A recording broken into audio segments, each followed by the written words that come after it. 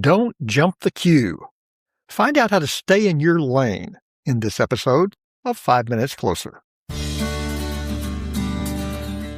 I'm Vaughn Weatherford, and this is 5 Minutes Closer.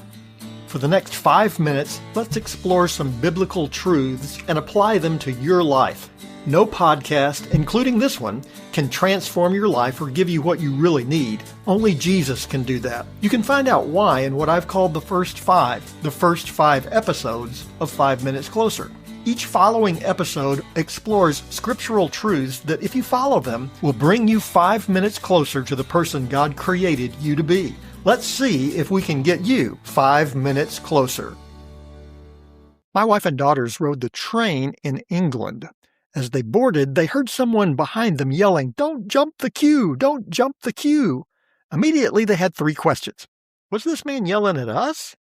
Why is he yelling at us? And what is a queue and how did we jump it? They learned that in Great Britain, jumping the queue describes what we in the States call cutting in line. Paul realized the same thing was happening to believers in Galatia. Someone had cut them off or jumped the queue, so to speak. Here's what Paul writes in Galatians chapter 5, verse 7. You were running well. Who hindered you from obeying the truth? What happened in the New Testament day happens today as well.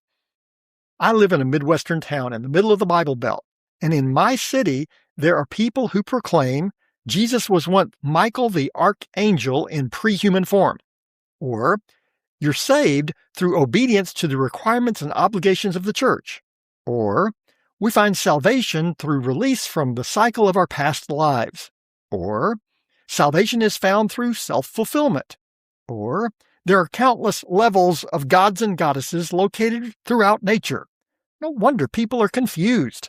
Jesus cuts through all the confusion. Here's what Jesus said in John chapter 14, verse 6. Jesus said to him, I am the way, the truth, and the life. No one comes to the Father except through me. Be aware that false teachings are everywhere. How do you avoid them? Keep running the race. My middle school track coach had one rule: finish the race. He told us he didn't mind if we didn't win the gold medal, or even if we made mistakes as long as we learned from them. What he wouldn't tolerate was quitting. He told us, even in last place, finish the race.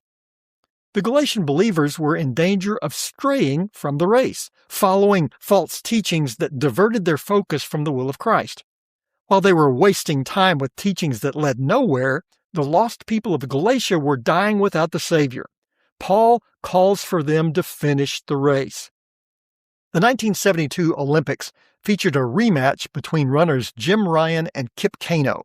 Keino had won the matchup at the previous Olympics, but Ryan came out of retirement to run one more time at the Olympics in Munich.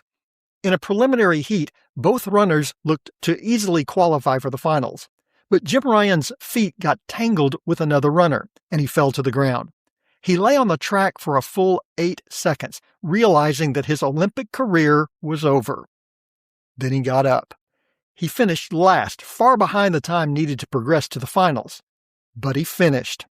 I've watched hundreds of races since then, but I remember that one not because Jim Ryan won, but because he finished the race.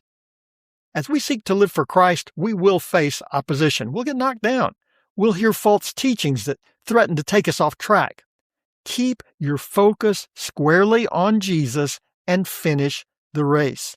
You'll be bumped and jostled along the way. You may even get knocked down. You'll face tremendous challenges to your faith. You will certainly face circumstances that will make living for Christ hard. You'll face challenges from a myriad of false teachings that will only increase as the day of Christ's return approaches. Finish the race. If you face challenges, work through them. If you get knocked down, get back up. If you get off track, get back on it. What we do as believers is too important to quit. The eternity of your friends, family, and neighbors depends on it. They desperately need to hear what you have to say about Jesus. Finish the race, because now you're 5 minutes closer. My prayer is that these 5 minutes have challenged you, inspired you, and caused you to consider applying God's message for your life from His Word. To find out more, visit our website at 5minutescloser.com. Join me next time to see if we can get you 5 minutes closer.